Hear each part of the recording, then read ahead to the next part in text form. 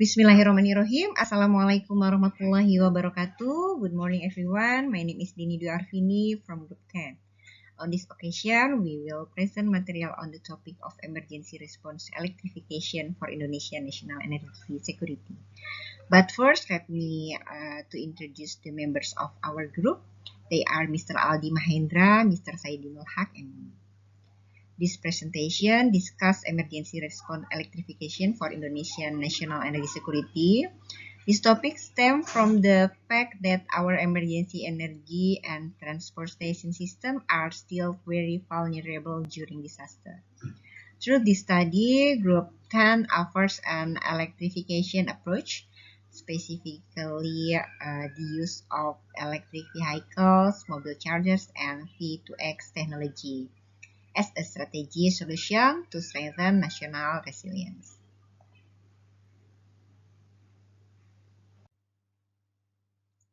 Indonesia is located in the Pacific Ring of Fire, making it highly vulnerable to earthquakes, tsunamis, volcanic eruption, and floods. This risk is not only a physical disaster, but also has a direct impact on energy and transportation system.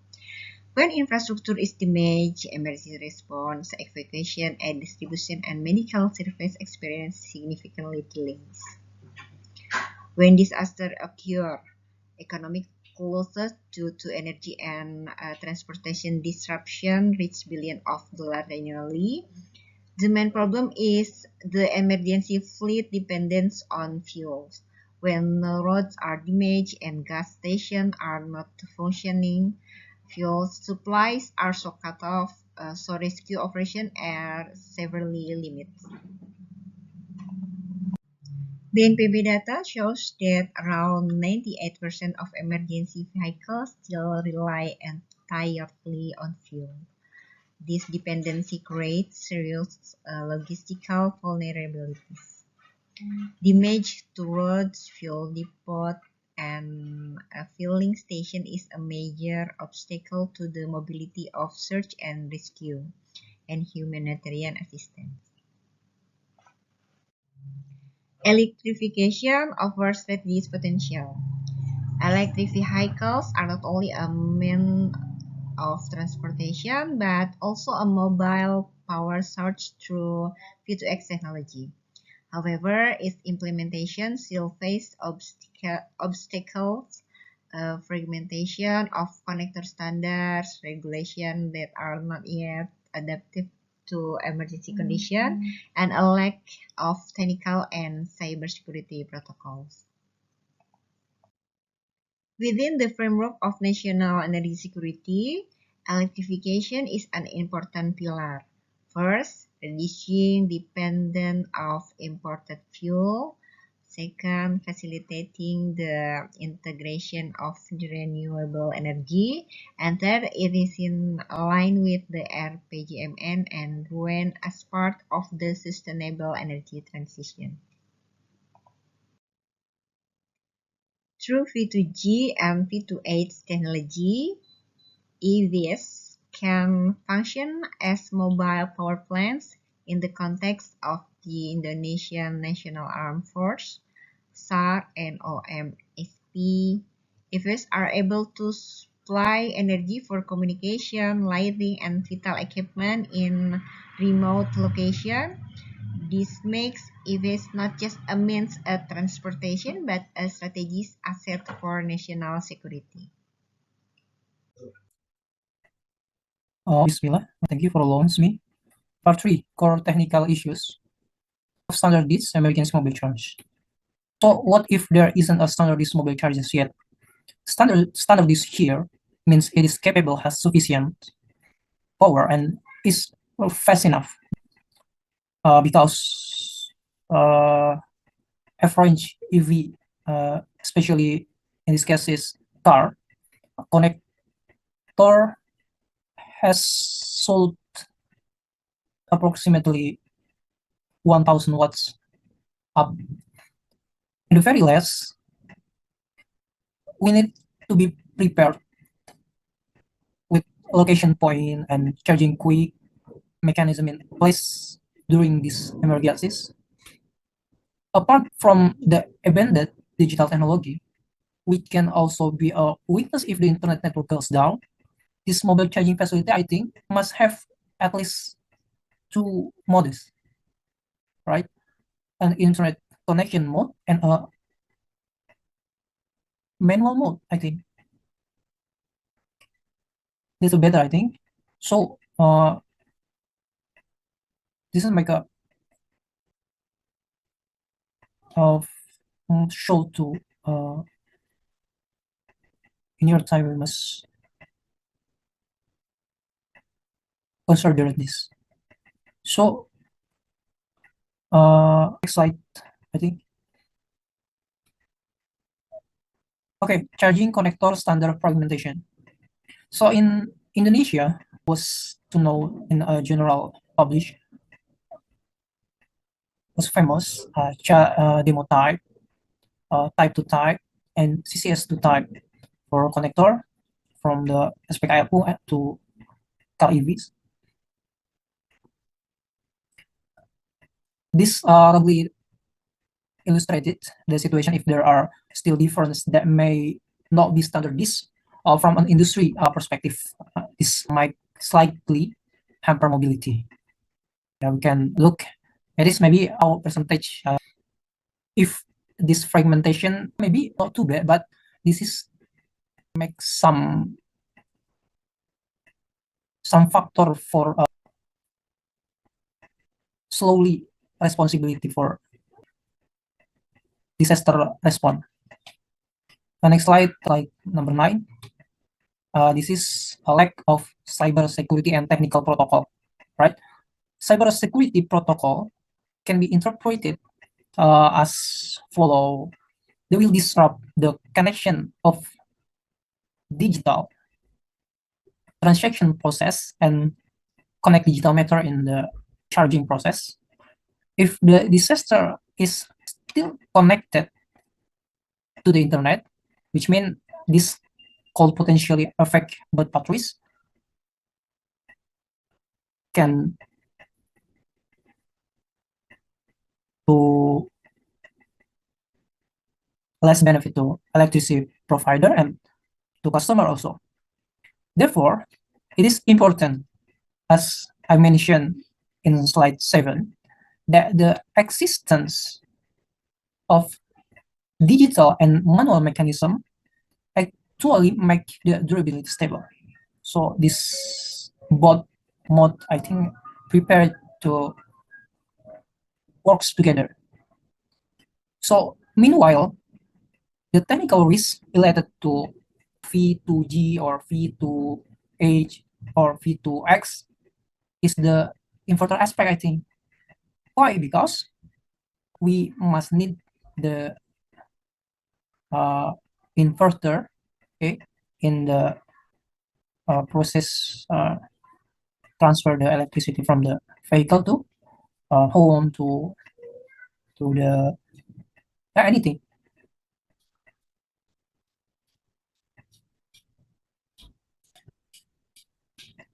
Actually, in fact,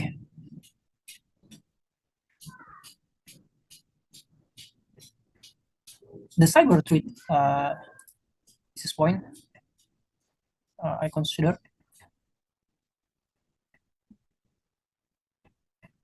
The cyber threat, I think, in the process V2X, not too critical, right? But the cyber threat is very critical in the process from SPKLU or mobile charging to the vehicle, like car, like motorcycle.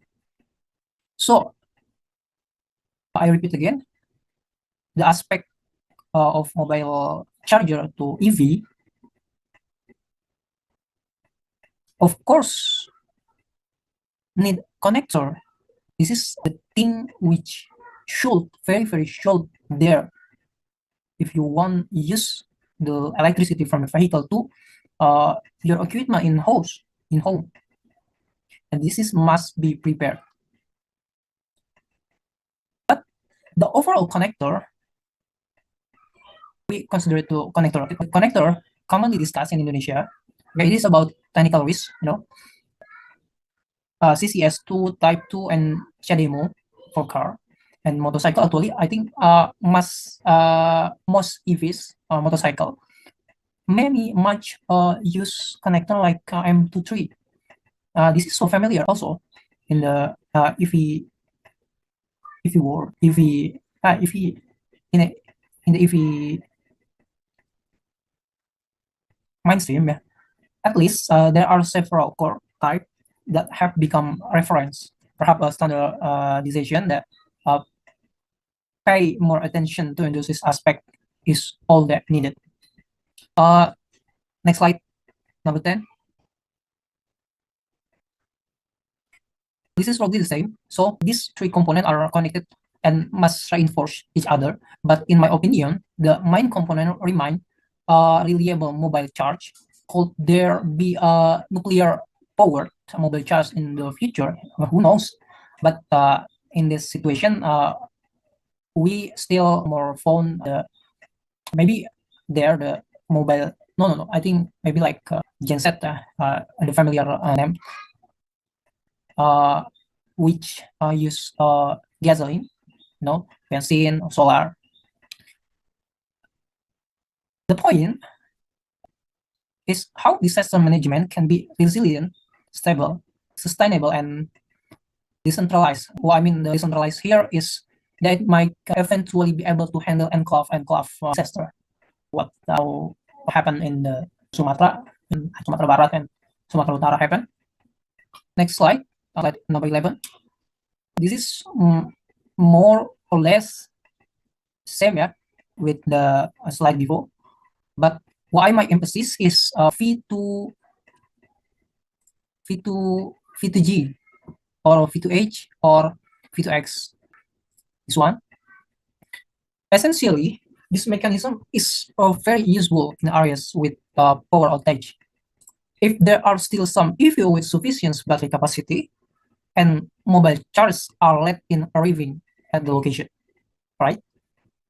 Then they can be used the lighting at the night, which again requires a compatible inverter. And the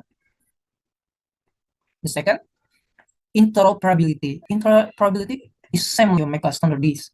We can discuss this again as an evolved standard disk connector. That's it. Next slide, 12. So the challenge now is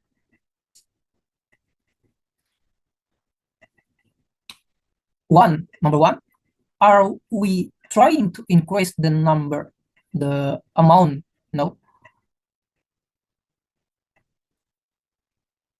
amount of SPKLU in vulnerable areas? This is need to be reviewed. And two, the disaster response equipment and vehicle should perhaps gradually transform to EV. The BNPB must be began to transform the equipment and the vehicle for the disaster response. Yes, maybe have a motor good with the purely electric. Who knows? And three, discussion and meetings between agency to formulate disaster equipment, evacuation routes, and readiness to transform the disaster vehicle into EVs. Again, this must to do by the badan and the lembaga like SDM, like a minister, like SDM minister and the National Disaster Management Agency, named BNPB and Ministry of Defense. Also, next slide. Regulation, regulatory and financing challenges. This remain a challenge. Regulatory adoption, which initially focused only on civilian vehicles, may need to be directed to disaster vehicle or even technical vehicle commonly used in disaster situations such as helicopter. Maybe technology remain expensive. This is number two. The technology remain expensive, so stimulus So a stimulus needed for this policy direction. And third, the public-private partnership are needed. Building a green ecosystem can also increase our preparedness for potential disaster. From me, thank you for attention. Next to my friend. Climate change is increasing the frequency and intensity of natural disasters, which leads to more frequently blackouts. Distributed energy systems such as EV-MC2VG are becoming increasingly important. Maintain energy supply when the main grid is disrupted. With the rise in the frequency of natural disasters due to climate change, it's crucial to have more resilient and decentralized energy system to ensure power continually. Additionally, the cybersecurity threats to the V2X system and charging infrastructure must be addressed with strong digital regulation and advanced security protocol to prevent potential artificial blackout. Cyber threats to vehicle-to-everything or V2X system and charging infrastructure can lead to artificial blackouts, disrupt control over the power grid, and even take unauthorized control of critical equipment. To safeguard against these threats, robust security protocols such as ISO for V2G communication and IEC for connector standardization must be implemented to ensure safe and efficient operation. Moreover, cybersecurity regulation and certification for V2X devices need to be enforced to protect critical infrastructure during emergencies. There are 5 main risks threatening emergency response system. Interoperability failure, battery fires or thermal runaway, cybersecurity threats, fuel import disruption, and BBBD vulnerabilities. There are risks could delay energy distribution and hinder rescue operations. Therefore, identifying and analyze the risk is essential to design effective migration strategies, such as implementing the national CCS2 connector standard and robust cybersecurity protocol, ensure uninterrupted power supply and safe operation during crisis. To address this risk, the key mitigation strategies include adopting the national CCS2 connector standard, implementing cybersecurity protocols, and providing training and certification for respondents. During EV downtime to below 20%, preventing cyber incidents within a year, and increasing EV adoption in emergency fleets will significantly improve the readiness of the emergency response system, ensuring timely and efficient energy distribution during disaster. To strengthen national resilience through electrification, strategic action must be taken. First, implementing mandatory national CCS2 connector standard through presidential decree or ministerial regulation will ensure interoperability across systems.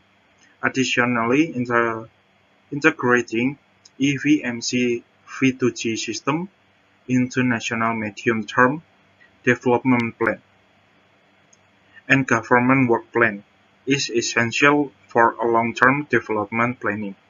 Cross-ministry strategy involving the Ministry of Energy and Mineral Resources (ESDM), BNPB, and the Ministry of Defense will support the effective implementation of this policy.